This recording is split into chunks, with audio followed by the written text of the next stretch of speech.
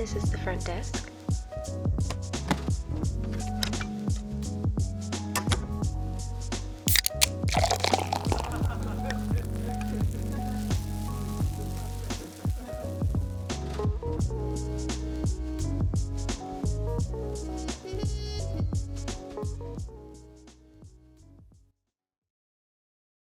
Good morning and welcome to episode 55 of the Backs podcast with your hosts, Dr. Terry Wyman and Dr. Spencer Barron. How you guys doing this morning?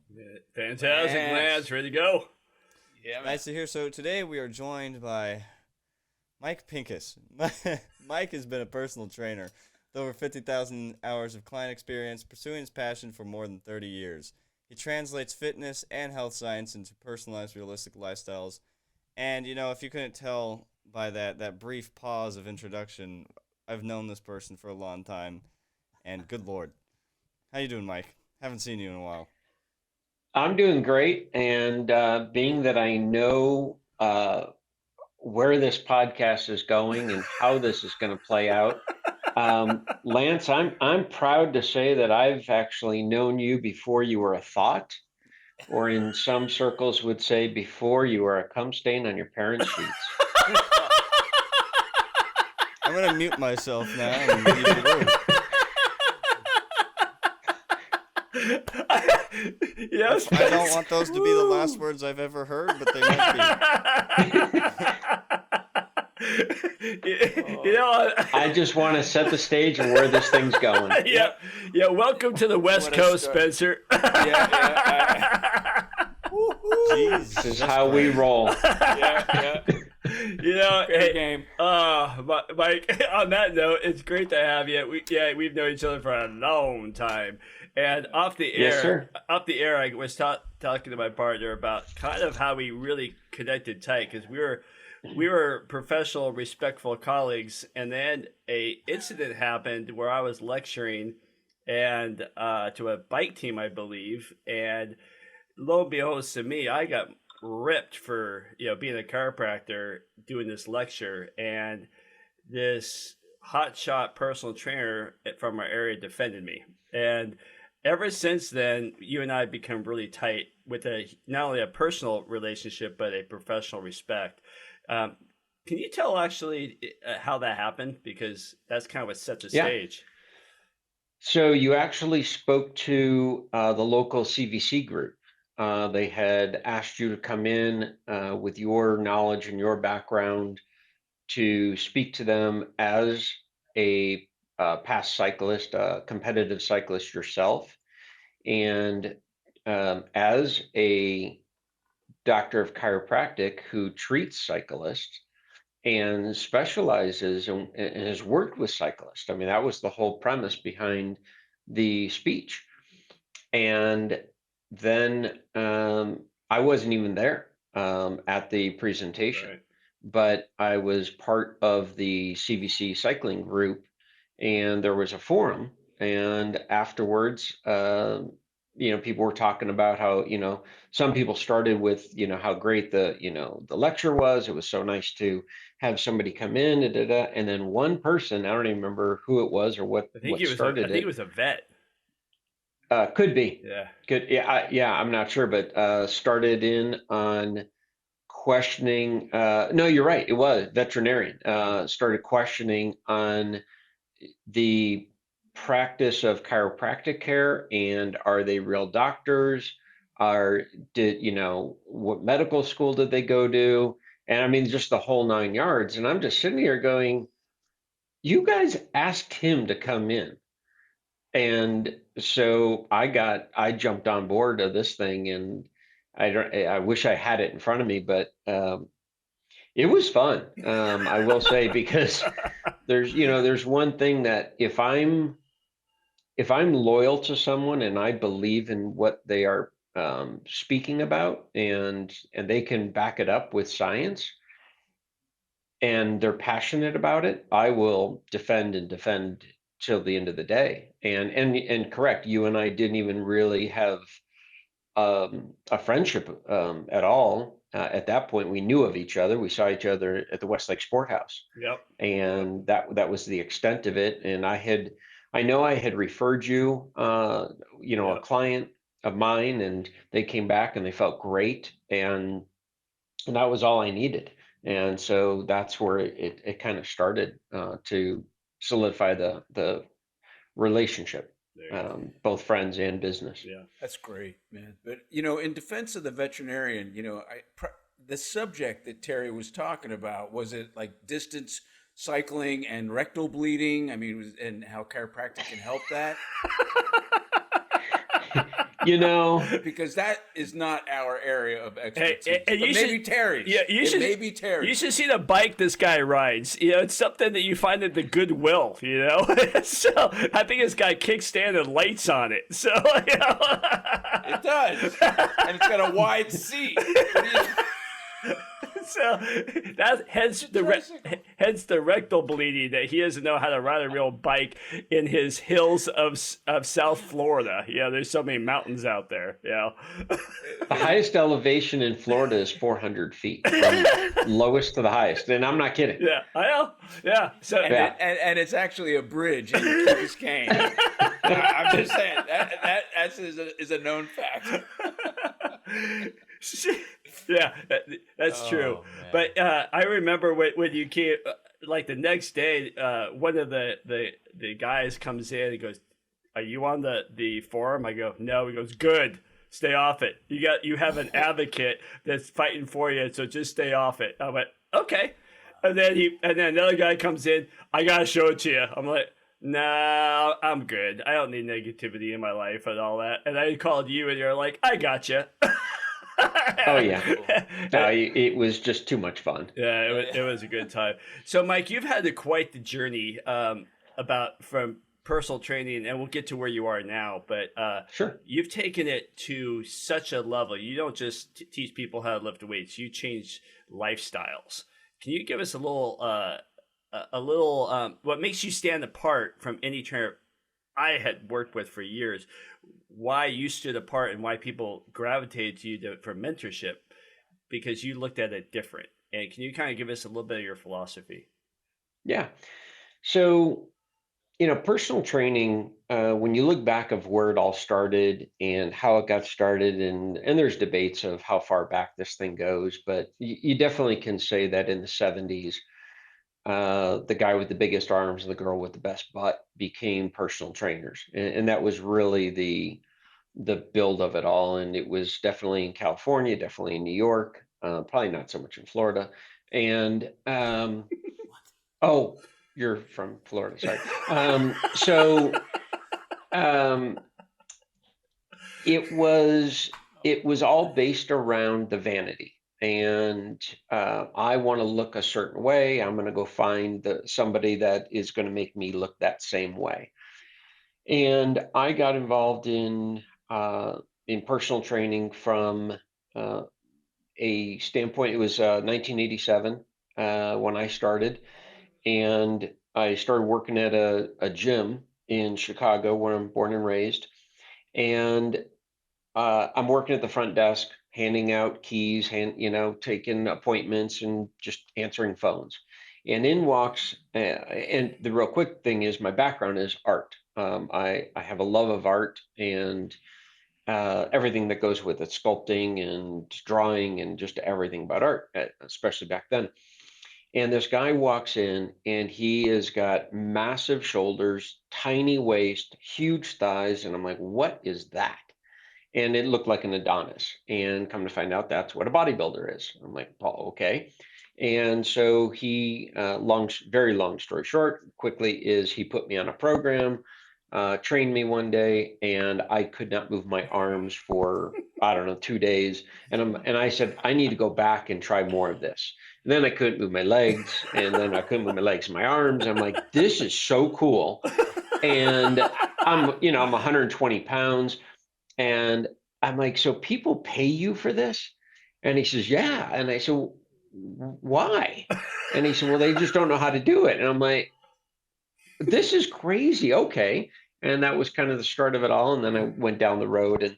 But along the way, I learned early on, and I don't know where it comes from, but I definitely have the I am not embarrassed by any means to tell somebody what I don't know. I have no problem admitting I don't know that, but I'll go find out. And with that, I also love mentors. And so I was very fortunate to find a number of mentors early on in my career. And I started with these guys, all made me realize this was not about counting sets, counting repetitions, counting sets. It wasn't about the programming. It's called personal training for a reason. And you absolutely need to be a part of their life. And you're going to learn an awful lot about what's happening inside their world and why they do what they do. Uh, so I took it from that standpoint and just built on it. And so it's for me, literally, the name personal trainer means a lot. Mm. It's not just a means to an end. It is not I never wanted to be an actor. I never did it as, part of my job until I became famous or anything like that. It was you are going to let me into your world. I am going to bring everything I possibly can to help you. And that is really nothing to do with repetition, sets, and protocols. Yeah, it's interesting. But I'm really curious, going back even further. I mean, Yeah. did you exercise ever before? Funny. No. It's the simple answer. I was a junior in high school, and friends of mine were on the wrestling team, and they said, "Hey, why don't you come over for we're going to work out." And I'm like, "What do you mean?" "Oh, we're going to lift." And I said, "What are you going to lift?" "We're going to lift weights." I'm like, "Why would you do that?" And he says, "Come on, you're going to love it." And okay, so I get there, and we benched and benched and benched and benched, and then we did bicep curls. And this was on a patio at a friend's house. I lived in an apartment with his mom, and he had the patio, and it was a weeder bench with the weights with the sand in it, and there was cracks in the weights, so the some of the weight were actually 10 pounds and some were not. Sure. And I remember laying down, and no technique form, nothing. They didn't teach me anything. And I grabbed the bar, and it just comes slamming down on my chest. Again, I'm maybe 120 at this point, and I'm struggling to push this thing off. I couldn't even tell you how much was on the bar. I mean, it could have been the bar, it could have been 115 pounds. I have no idea. And they're screaming at me, push, push, push. And I do it, and set after set after set. I have no idea how long we were there. Then it was time to do bicep curls. And so we did bicep curl and that. I couldn't move for days. And I said, that's it. This is the dumbest thing I've ever done. So that was my one workout my junior year. My senior year, somebody recommended come join me for a workout. And this was at a gym, my first time walking into a gym. And I'm seeing all the clanging and the banging of the weights, and I'm looking at everyone looking in the mirror and staring at themselves. I'm like, what the hell is this? Like, I've never seen anything like it, had no interest whatsoever, but I did the workout. And then that was it. Those were my first two workouts in high school. And I graduated high school in '87. And uh, I was scheduled to go to art school. And I was dating this girl, and her dad worked at a corporate building, and at the bottom of the building they had a gym there. And the writing's on the wall, and the dad's looking at me going, okay, this kid's going to become nothing. I need to keep him close to me. He's dating my daughter, and who knows where that's going. So he says, I'm going to get you a job at this gym. And I said, doing what? And he says, oh, you're going to love it. It's going to be great. So I get a job there handing out keys and making appointments and working the front desk. And some guy puts, and this was the first gym, and some guy takes me down to the gym and shows me everything and how it all works. And he was big into the rowing machine, and he would sit there for hours. I mean, literally hours on this rower, Oh, and he was ripped and shredded and everything. And I'm like, wow, this is crazy. Again, never seen anything like it. I worked out there, and then I just realized, this is kind of fun. Like everybody's nice and everyone's friendly, and everyone comes in and they leave with a smile. I'm like, oh, this is kind of cool. And so I end up getting a job at another gym for more hours, and then that's where it all started. So prior to the trainer putting me on a program, I probably worked out 3 days in my life, and that was it. Yeah. I So, mean, so it was never about gonna, get big and kick sand in the face. I never got sand kicked in my face. I lived in Chicago. There's no sand there. I mean, so And you're still yeah. what? You're still what? $1.25. Eh, so close. Mike, Mike, this is the next question I ask you will determine if you're really a trainer or not. And that is, did you have any opportunity to watch the 1977 release of the movie Pumping Iron? The question is, I didn't watch it when it came out at the time because I was 8 years old. Okay, hold on. There's no excuse. My ex-wife turned to me and she goes, "Why are you making the children watch Pumping Iron?" Sorry, that is not an excuse. Somebody should have sat you in front of the chair. Your kids in your high chair. were your kids born in 77? No. When they were born, I sat them in front of the TV. Yeah, well, he's seen it since, I'm sure. Oh, heck yes. Being 8 years old is no excuse, Mike. Yeah, well, being raised in Chicago in a Jewish family, I don't think they were knowing what Arnold Schwarzenegger was and Franco Columbo and Lou Ferrigno and everything. But yeah, since then, can I recite the movie line by line? Yeah. Probably. Oh, Yeah, yeah. Oh, absolutely. yeah. I love Um, yeah, it's a great story. Everybody should experience that one. Agreed. So let me ask you, Mike, because I'm sure I'm sure you found that, and I think you were alluding to the fact that people they know what to do when most people know what to do when they go in the gym. Maybe they don't know what to do, but I think, do you find that they hire you just to be accountable to this, New Year's resolution of I'm going to start exercising? Um, yes, early in my career, I would have to say that it became a trendy thing. So honestly, I was hired because, especially in the area that we live in, it was very trendy to have a personal trainer, and I started weeding those people out right away, saying, I'm not a drill sergeant, but you did hire me to help you get to your goal. You didn't hire me just to, be your friend. So we do need to do some kind of work here. And then as the career continued on, I would say that the reason that I was ultimately hired is they knew they needed to do some type of activity. They didn't even know where to start. It would be, as the fitness industry grew more and more, and then, the world of YouTube comes around. Their doctor's telling them they need to exercise. The news is telling them everyone needs to exercise. Their friends all exercise. They perhaps never got into exercise as a youngster, so now they're an adult. They're really successful, sitting at a desk doing whatever it is that they do, but they don't even know where to begin. So it would be, yes, to be held accountable, yes, to help them get to their goal. How to even start this whole thing? Um, but the funny part was it was never about I'm going to hire their thought process was never, I'm going to hire a trainer and I'm going to have this trainer change my life.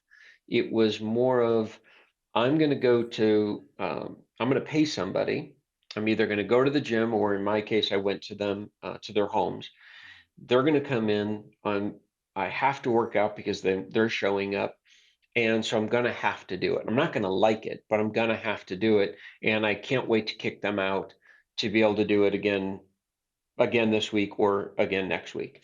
So I do think it was originally to be held accountable, but they didn't even know what that meant, quite honestly.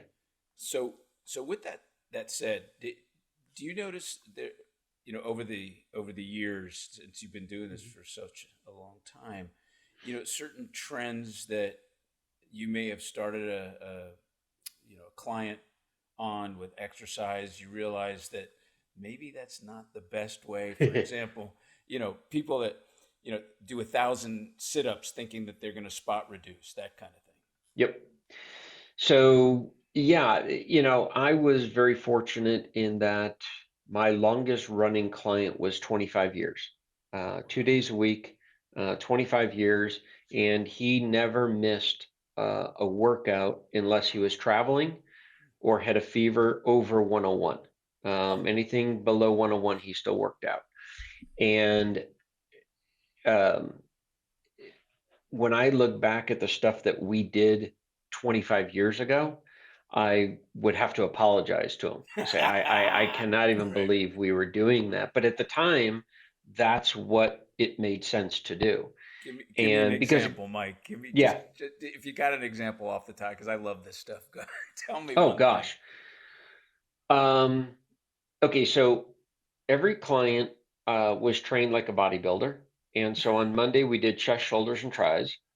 Wednesday was back and buys, and Friday was legs, calves, and abs. Now, if they showed up on Friday, That's the old push pull routine, oh, right? absolutely, Yeah. yeah. Now, what really screwed me up is when they wanted to work out on Monday and Thursday. Wait a minute. Well, now what do we do? Because Monday, Wednesday, Friday makes sense, but Monday, Thursday, oh, well, wait. That I screws don't know if I everything could up. do this. Yeah, yeah. And so it was, and then it was, how many sets per body part are we Right. doing? And then there was all this controversy of, well, a tricep is smaller body part than a chest, so it can only handle X amount of sets and how much volume. Then the repetition range was a massive thing of, well, what defines hypertrophy? Is it 8 to 12? Well, what happens if you only do 5? What happens if you do 20? Oh, no one would ever do 20 because you only do 20 when you're there to tone up. Tone up. Right. Exactly. Or cut down, or get cut up. Right. Exactly. Right. Yeah, absolutely get shredded and Yeah, cut yeah. and ripped and all that. But I look back at the machines that we were using back in the day. I mean, when it came to my attention, I'll never forget this, that the leg extension machine, the knee extension machine, should be a paperweight at the bottom of the ocean. And I'm sitting there going, what are you talking about? Do you have any idea what that thing does when it builds your quads? Like how else are you going to build your quads? And then again, on knee extension, you start with the leg straight up, knees pointed straight up.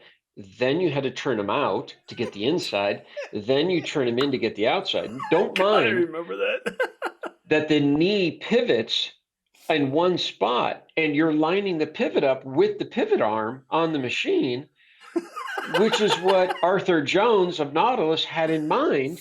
He never said turn it out, but Schwarzenegger turned it out and he got Yeah. the inside quad and he got the outside quad because you can't only work, keep in mind, you can only work the inside quad. You can't work all four at the same time. And then calf raises turn, in, out, Right. don't mind the fact of where they actually attach on the body. And when you're actually rotating, it's actually the femur you're rotating in, and it's not have anything to do with the calf and how the head's going to hit.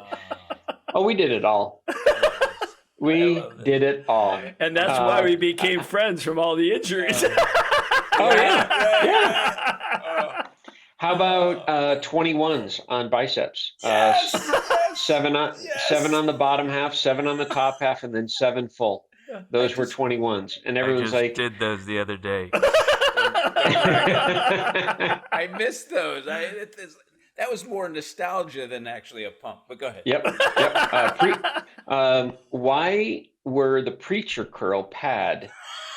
Why was it indented from the elbows? Well, where do you think the shear force is going through?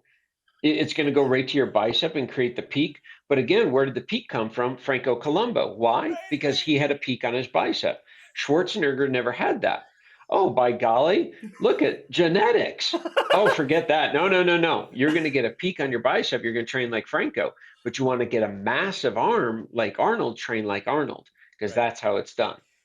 Well, actually, a buddy of mine who used to train me for competitions, he came back from California, spending a couple months in Venice, and said he had all these like crazy ass ideas. And one of the ideas was, and I swear to God, to get peak on your bicep, is you train them, and at the end, you got to take a small ball peen hammer and hit the top of your bicep so you create more damage, and that's all Oh my. physiologically makes sense. Oh. That would totally work. Yeah, woo, good. I'm gonna go do that in a Yeah, moment. that's I'll our be right back. pounding. Yeah. But the whack thing is we had to wear long sleeve shirts afterwards because people were wondering why we had bruises. Why do you have Right. 2 bruises on the bicep? Oh, I don't know. I ran into that. Yep.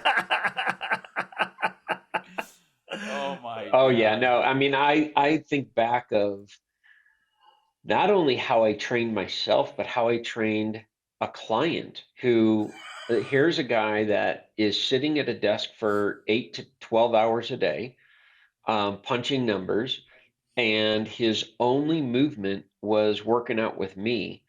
And I mean, I just destroyed him, absolutely annihilated him. And if he walked out of there and he wasn't shaking or ready to throw up, I Or didn't do my vomiting. Right. job. Yeah. Yep. Yeah. So it's funny because you started to allude to the genetic thing, and I think that it really is something to play on because people, in the early years, even before I was a chiropractor, people would come. Even when I was a chiropractor, people would come up and go, "Hey, man, how do you build your calves?" And I would take my time and just show them. Well, you do these donkey calf raises, Oh then you yeah. turn them in, turn them out, do seated, do standing, and all that.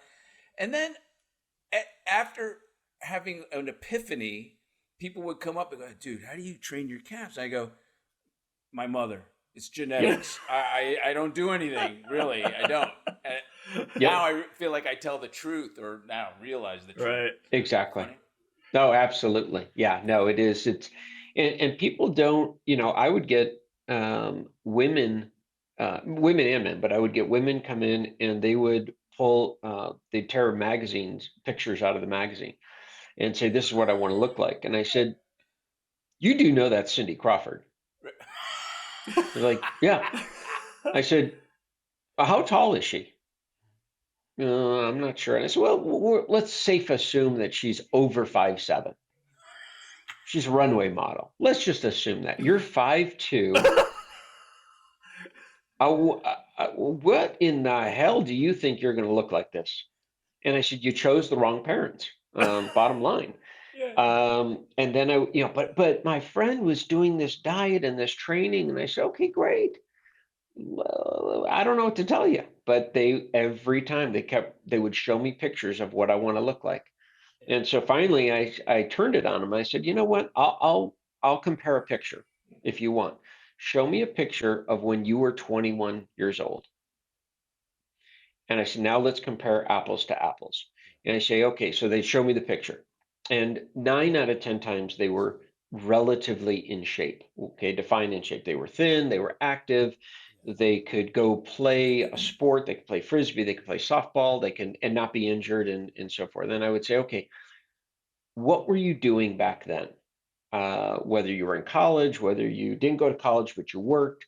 I said, "Okay, so you were you weren't sitting at a desk. No. What responsibilities did you have? Do you have any kids? No.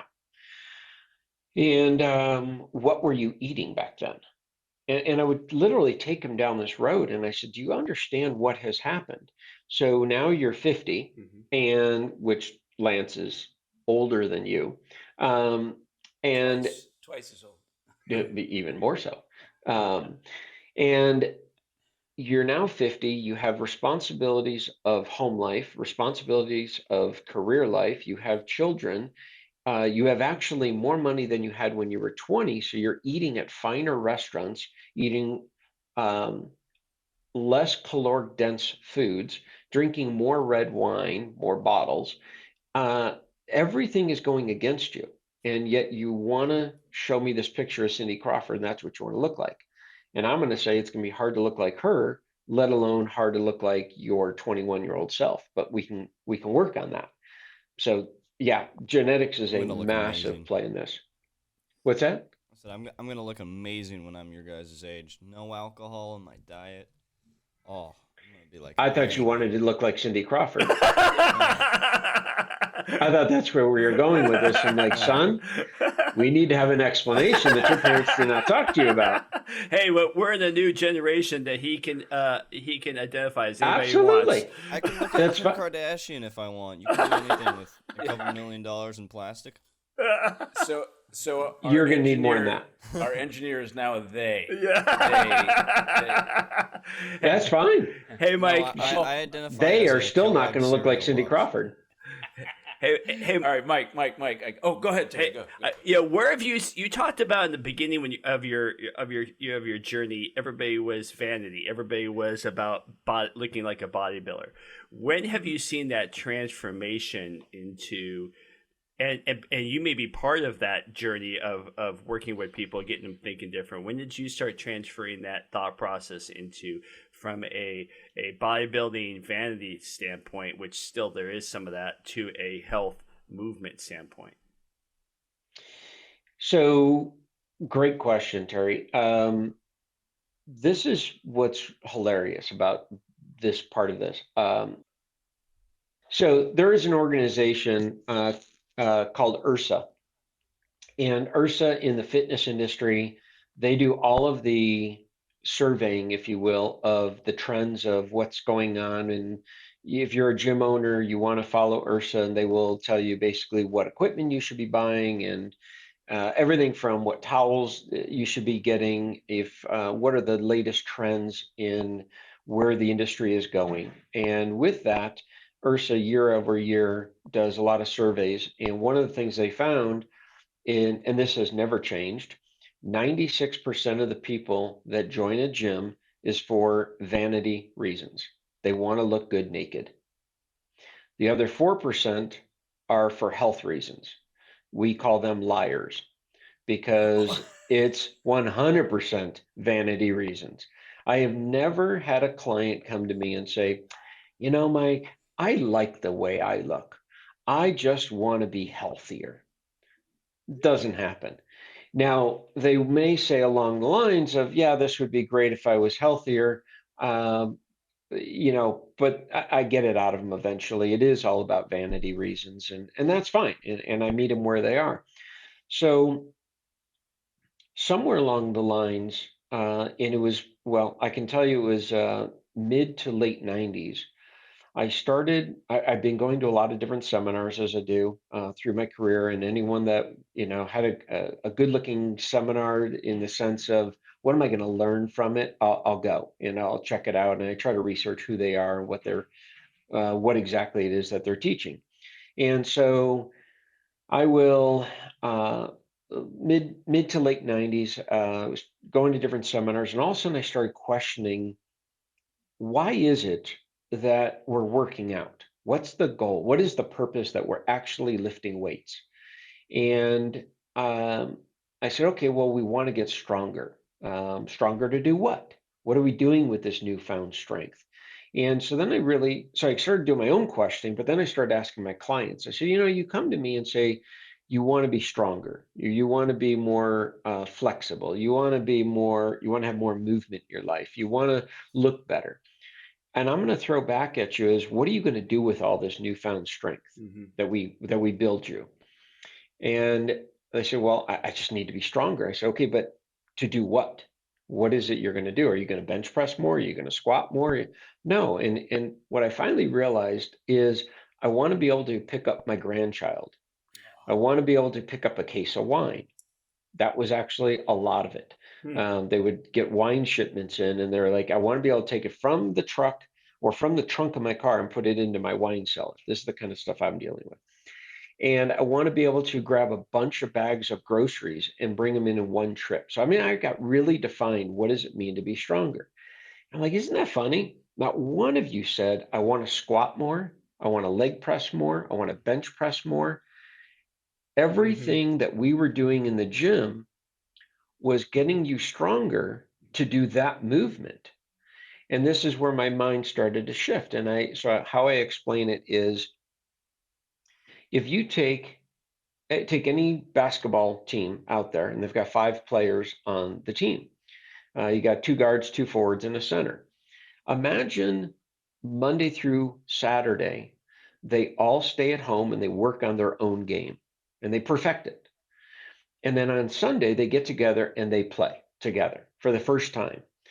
And you would think because they're the best at what they do that it would just jive right away. But yet they've never worked together as a cohesive team. Well, why are we breaking down body parts? The body doesn't work in isolation. The body works as a kinetic chain. Right. And people would say, well, what's that? And I say, okay, just take a chain link, take a bunch of chains, okay, bunch of links, connect them together. If I pull out the center one, it affects everything above and below. If I pull out the bottom one, it affects everything above. I pull out the top one. So doesn't the human body do the same thing? So when will we ever do bicep curls ever again? We won't. I mean, we're not going to sit and walk around the house, carrying a bunch of dishes, doing, the high part of the 21s. We'll break the dishes. So I said, okay, so if I need the body to be stronger and this is when I was already doing it, and I'm not here to tell everybody that I was the smartest guy out there by far. Hell no, I was not.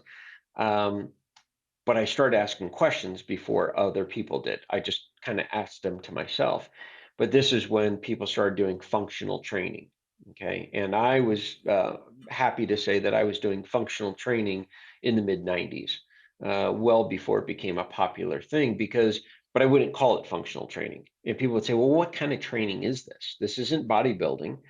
If you remember Dr. Spence, we would say in the late 80s, when a new member came into work out with us at the gym, you would never put them on a split body routine. You would do a full body routine 3 days a week, and you would do a circuit format. Okay. And then they would say, well, why isn't everyone else doing that? And the answer was, you haven't graduated enough to get there.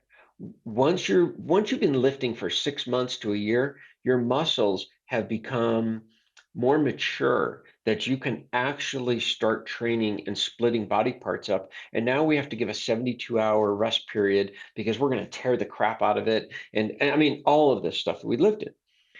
And that's again in the mid 90s. And I started going, wait a minute, but I use my body as one complete unit. If my friends say, hey, let's go play softball, fingernail to toenail, every muscle is going to be worked. And so then I started questioning, going, wait a minute, I'm training a bunch of people that sit at a desk and they play golf or tennis. Am I actually training them to be a better golfer or tennis player? No, I'm getting them stronger. And if they decide to take that newfound strength to go play tennis or golf, that's fine. But you better hire a tennis pro or a golf pro because their swing mechanics. And this is when trainers would say, well, I train golfers to be better golfers. And I said, really? How is that? Oh, because I can work on their swing mechanics with weights. Like, are you an idiot? Like, do you remember back in the day when Babe Ruth would grab 5, 6 baseball bats and sit there and swing? And they're like, well, yeah. And I said, think about that for a second. A ball coming at you weighs X amount of weight, and the bat going through space weighs X amount. You grab that many baseball bats, and the bat has to hang down lower. You can't keep that many at the same pace and the same plane. So the thinking is well, when I go back to one baseball bat, I'm going to rip the crap out of it. No, dude, you just changed the mechanics of the swing. So quit training athletes in the gym to do their sport. You're not the expert. just get them stronger. So that's when I made the shift and said, okay, we should be doing full body training, fingernail to toenail. I need everything working at one time as much as possible, because that's how my client is going to use their body outside of the gym. Now, they came to me and said, I want to look better. Let's be real. Can I give them what they want while giving them what they need? And the answer is yes. Yeah. Hey, I gotta ask you something. My- I gotta ask you. Sorry, Spence. You've, I think these, and you and I have talked about the last 2 years have, be getting people out of the gym. Unfortunately, they did it in an unhealthy way, but we got people out of the gym. You've capitalized on that. Of okay, we need gyms are great, but we need to think different. How have you transformed not only your? I know you're not trained right now, but how did you transform the thought process? I need to go to the gym. I need to do this. Yeah. How did you transform that thought process and use the negative to a positive? Yeah. So late 80s, 1989, I was training clients in the gym, and a trainer came up to me and said, hey, I have a female client that is not interested in working out in a gym. She wants to work out in her home. Would you be willing to do it? It's 1989. I'm a young trainer. I need money. I said, oh, I could BS my way through this, no problem.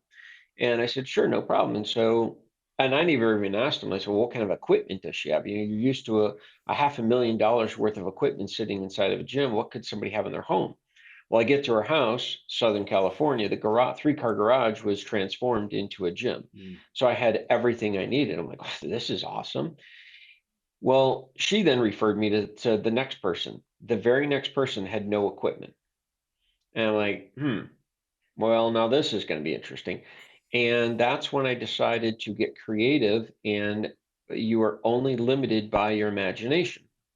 And so I'm like, okay, well, I can't replicate a lot of these machines, but what can I do? And so then I would just start makeshifting things, and we would get some dumbbells. And then I was introduced to tubing, and I'm like, all right, well, tubing can really change the direction of resistance. And I don't have a cable crossover, but I can be the anchor, and I can show her what I want her to do. And I'm just the anchor, and I can change the anchor position here, down here. And all of a sudden, the mind just started going. And I'm like, wait a minute, I don't have to give any money to the gym owner. I can just train clients in their homes. And then that's when the mind shift happened. So it was out of a business idea, um, out of necessity. And she wanted to refer me to somebody else who again had no equipment. And it became known as, this trainer will bring everything to your house. You don't need anything. So I went and got a backpack and started loading it with all these lightweight things that I didn't want to carry. And then I would get to their house, and then they would end up buying some equipment. We'd buy dumbbells, we'd buy a stability ball, and so forth and so on. What solidified everything for me was suspension training. Suspension training, I was a very early adopter. TRX was launched in 2005. I was the first, there was 10 of us. We were the first 10 certified trainers in California using suspension training. And it's crazy, 2022, and I'm just introducing suspension training to an individual. He's never even heard of it. So it's crazy how far it's come and how far it has not come yet. But the world of suspension training opened my eyes and said, okay, I can train anybody, anywhere with this one tool.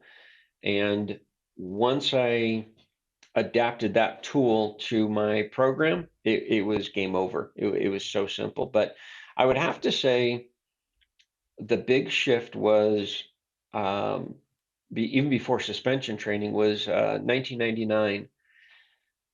I made the transition realizing I need to train like a kinetic chain. Now, here's the funny part. You guys, as chiropractors and physical therapists, have known this forever. And if you look at how physical therapy, when you get injured, a physical therapist and or chiropractor will literally find out what is it you were doing when you were injured. And they're going to actually take you back to that moment, and they're going to remap your brain and go through that. We're not going to shy away from it. And, back in the 70s, it would be like, hey, okay, you screwed up your shoulder, put it in a sling and rest it. And, and unfortunately, I got news for you, there's still some docs that do that today. But I can speak for Dr. Wyman, would say, oh, no, we are going to actually replicate what it was you were doing. We're going to remap your brain and let you know it's okay to do this movement. It's kind of like you get in a car accident and suddenly you don't want to drive that car again. No, get right back in that driver's seat and you're going to do this again, because the longer you wait, the worse this is going to be. So somewhere along the line, physical therapy, chiropractic is here and personal training is here, and we went here. We made a hard left, and you guys kept staying the same path. Train the body as one kinetic chain, one how the mind works. Take somebody throwing a baseball. How far is the ball going to go if I just throw it from my wrist? How far versus my elbow and my wrist? How far with my shoulder, elbow, and wrist? How far if I get the whole pivot going? So if everyone understands that, then you have to understand, say, okay, well, so the motion really comes from that right big toe all the way up to the time of the release. So why are we not training that? Now, this is where trainers would get confused, and they would, in the gym, try to mimic that baseball throw. And it's like, no, that's not what I meant. Just train the whole entire body to work as one unit. Send that client to the pitching coach and say, this person is now stronger to do whatever you want them to do. So it was around 99. I'm putting all this together, and I said, okay, what am I asking the body to do? I needed to do a lot of different things, and what is exactly that? And I realized, and I said, can I break it up into what's the quickest way to get there?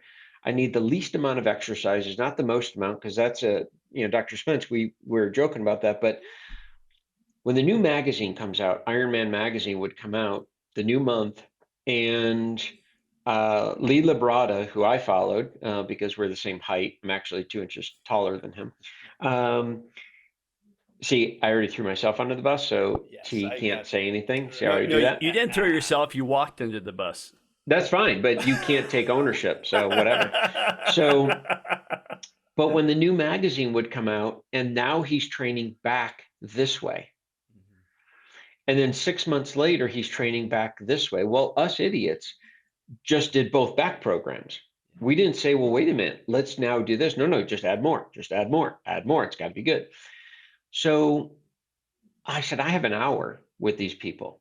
And I was involved, and I'm going to pull all this together. Trust me, I'm really Oh good at God, this. I hurry, know please. please. Oh, no, I'm not going to say it's going to be fast. You got 30 seconds. Yeah, I'm not going to say it's going to be fast. But here's the deal. So I was involved with an organization called NASM, National Academy of Sports Medicine. And they suddenly, in 2000, they changed the way we were training clients. And it all stemmed from their background, who the professors were at the time training athletes. And I like, whoa, time out. You tell an athlete, a Kobe Bryant, a Shaq, a Magic Johnson, you tell any athlete, do this, they will do exactly that. My client is Mary Smith. Mary shows up 5 minutes late, tells me she's got to leave 5 minutes early. Then she's going to go on and tell me her husband's a complete a-hole, her son got kicked out of school for drugs, and her daughter got dress coded. And now I have 50 minutes to train this woman and bring her back down to reality. So I said, okay, I need a program that I can actually train somebody, give them what they need, give them what they want, all in one package. So I broke the body down, instead of body parts, into movements. And I said, there's got to be a way to do this. So what I came up with is movement one is dynamic core. Okay, I want to take the core through dynamic pattern. What does the core mean? Chop off my head, chop off my arms, chop off my legs. Everything else is the core. The core is not just your abs and your low back. It's your butt. It's everything. Okay, works together. So dynamically, how am I going to strengthen the core? Then I'm going to do some type of movement from floor to ceiling, from squatting to overhead of some form. Movement three is the only time I'm going to focus on an area, and that's glute and hamstring. And the reason is everybody sits for a living or they exercise in a sagittal plane and they do not use their gluten hamstring enough. If I can fire off the gluten hamstring, I can get rid of a lot of back pain. Movement 4 is always pushing. Movement 5 is always pulling. Movement 6 is core stabilization. 6 moves, covers the whole entire body, done in a circuit format. So I'm sitting there, I'm like, okay, 6 moves. Now what do I call this thing? And my wife, who is more analytical numbers person, she's like, babe, it's simple. You always talk about multiple planes of motion, 6 moves, MP6. And it just so happens to be Mike Pincus. So in 2000, I created the MP6 program. I can take dumbbells, stability ball, medicine balls, kettlebells, power blocks, tubing, a suspension training. I could do anything and throw it into that MP6 program. So whatever they have, and I can train them anywhere they want to be, in a park, office, hotel room, it doesn't matter. Mike, I'm going to totally give you a roadblock here because I got to ask you I'm going to fire off a couple questions because we got to finish up, but I'm going to tell you, you give me a yes that you used it and you're embarrassed to have used it before, or no, I never tried it before. Ready? Yes. Arnold's Arm Blaster. Yes. The Boyer Co. calf shoes. No. The Oh, wait, no. Yes. Yeah, remember? Yes. That's Yes. a blast from the Yep. past. Yep. And the belly shaking machine Yep. to lose body fat. Yes. And the final one that I actually believe people still use is it comes in a suitcase. It used to be offered on the back of a comic book, and it was the electrical stimulation that they put on the abs, and you sit in the lounge chair, and that's how you train your abs. Yes. My God. Yep. Absolutely. Thanks for being honest. Yeah. Hey, Oh, Mike, absolutely. Yeah. let me And tell then you, more. this has been fantastic. I mean, we could do 2 hours on this show. We need to Told bring you ya. back. Yeah. But I'm going to ask you one last thing, and if you can wrap it up, I'm going to challenge you to do this in a quick, because we're in an era right now where people were in isolation. Mental health is at a 40% increase in problems. There's all sorts of crazy things going on. Could you really make a comment about it? Has nothing to do with strength, power, stability, stamina. It's about how do you feel about mental health and exercise? We have to remove guilt. We have to remove the guilt of, I feel guilty I did not exercise. I feel guilty that I ate that. One donut doesn't make you fat. One salad doesn't make you skinny. One workout doesn't make you in shape. So if you are on an exercise program and you miss a workout, that does not mean you should feel bad about it or bad about yourself and suddenly go off the rails and go to KFC and start plowing through their food. Exercise is designed to make you feel good, period. We eat for nutritional value purposes. Yes, it's emotional, and yes, it needs to taste good, and I agree with that.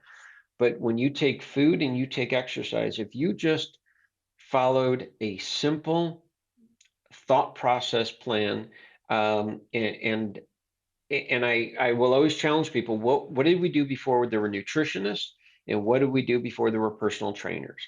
Well, before nutritionists, they were called mom. Mom knew what to feed us, and before there were personal trainers, we knew we needed to be active. And I say just be active. One problem with moms, us Jewish guys, we were Oh, raised with God. guilt. So I'm glad you brought that up. This is Hey, true. Terry, you want to wrap up and tell the listening audience about what Mike has been up to and how? So, Mike, we're gonna have to have you on for part 2 because I love I'm fine. I love the journey that you took us as a trainer. And I think I don't want to just brush off what you're doing right now with your new endeavor. Right. I don't think that's fair. And I think that deserves its own show because the same intensity you brought and you transformed your personal training mindset is now you're getting into the nutrition mindset of where people make their mistakes and how to build their body better. And in order for a company to get you to walk away from 30 years of training, that is huge. And so we're going to give them a little teaser, but we're going to have you back on to talk about what made you leave and why. Okay, so give us a little teaser. Hold it under a minute, and then we're going to bring you back on for part 2. Okay, this part I can actually do under a minute. And I'll even take part of that minute because I would love to be on part 2 of this, and because I not only want to talk about the new journey, but there's more I want to talk about the personal training side. That's fine. And it is how to connect with the human being, because that's really what we're doing here at our company. So Opsis Health, opsis.com is the website. What is it? Imagine the ability to take your phone, scan it over a plate of food, put your phone down, and within 5 seconds, we'll know everything that is on your plate. We will know the portion. We will know all the macronutrients and 175 micronutrients with a 95% accuracy. We are doing to food what Google did to maps. That's awesome. And it is unbelievable. Spell it. OPSIS.com. Or actually, it's opsishealth.com. Oh, okay. Yeah, OPSIS and health. Check it out. And on the website, you'll see a lot more of what we're doing and how we're doing. But I'd love to explain more about that. But before we get to that, I do want to finish up more on the personal training side and how personal trainers should be working with chiropractors for multiple reasons. It's just endless. So this has probably been one of my more fun absolutely programs. And really. As soon as we get off, I'll be looking at my schedule and I'll give you a list of it because I want it to be Perfect. as close as this one as we can, so people can just parlay it on. So, hey, Mike, as always, love you to death. You always make me laugh, and you're not a true friend. You're part of our village, and I really appreciate you. And now that you're part of Spencer's village, and it's been pretty fun. So we'll get back to you, and I can't say enough things about you. So thank you very much, bud. Thanks, guys. It was an honor being on here. All right, bud. Take care. Thanks, Mike. Thank you for listening to today's episode of the Kraken Backs podcast. We hope you enjoyed, and make sure you follow our Instagram at the Kraken Backs podcast. Catch new episodes every Monday and Thursday. See you next time.